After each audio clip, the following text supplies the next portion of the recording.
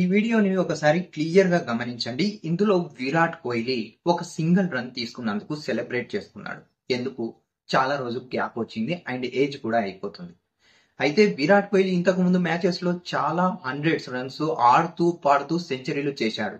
మరి ఏజ్ అనేది మన దగ్గర ఉండదు కదా, వెళ్తూనే ఉంటుంది. టైం అనేది ముందరికి వెళ్తుంది.